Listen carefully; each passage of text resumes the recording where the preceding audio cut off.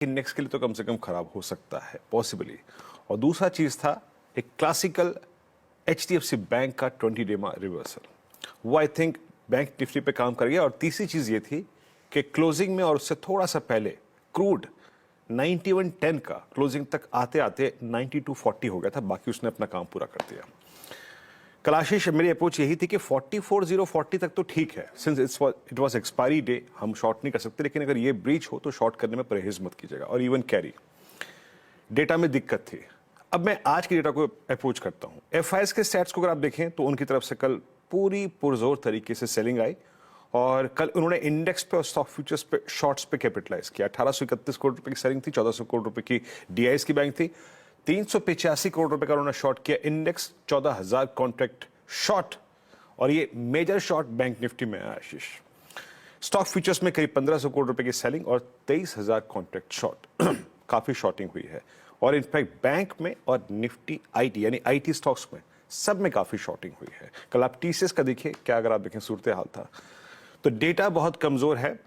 और पहले अगर निफ्टी पे अपने आप को हम सीमित रखें तो देखिए मैं कल भी के लेवल पे शॉर्ट बोल के नहीं गया था, क्योंकि कल अभी सिर्फ 20 डे में टूटा था, लेकिन डिसाइसिवली उसके नीचे क्लोज सिर्फ फर्स्ट सेशन का था।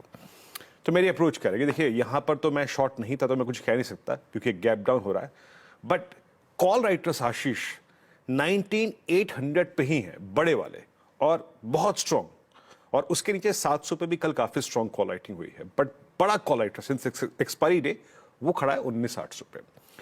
पुट राइटिंग कहीं पे खड़ी तो है, वो है 19,500 और 600 पे, हालांकि 600 पे अब उतना नहीं बचा है, बट 19,500 88 लाख का। देखिए मेरी अप्रोच क्या रहेगी, गैप डाउन पे तो शायद आप शॉर्ट नहीं कर पाएंगे आशीष, लेकिन एक बात समझ लीजिएगा, और वो है आज से और कल के सेशन के लिए, दोनों के लिए, इनफैक्ट ड्यूरिंग द डे के लिए भी आशीष, जब तक अब हम 19,721 और 766 प्लीज लेवल्स लेके आइएगा। RS1 के नीचे जब तक परसिस्ट कर रहे हैं वीकनेस परसिस्ट करेगी। 72176 के नीचे वीकनेस परसिस्ट करेगी, और अगर आपने शॉर्ट ट्रेड कर लिया है या सुबह ले शॉर्ट तो प्लीज उसको चेक कीजिएगा 621,590 की ट्रेजेक्टरी में। 621,590 क्या है, that's exactly 50 day exponential moving average for Nifty. Base दिखाइए प्लीज। बट अगर ये ब्रीच होता है तो याद रखिएगा 541,493 के जोन्स क्वाइट पॉसिबल है ट्रेड अकॉर्डिंगली।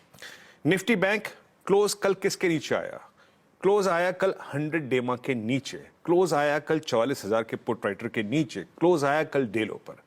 अब अगर आप ऑप्शंस के स्टैट्स को देखें आशीष, तो बड़ी कॉल राइटिंग 44,000 की स्ट्राइक पे, 44,200, 300, 400, 500 पे हुई है, और पुट राइटर कहीं खड़ा है तो वो है सिर्फ 43,500।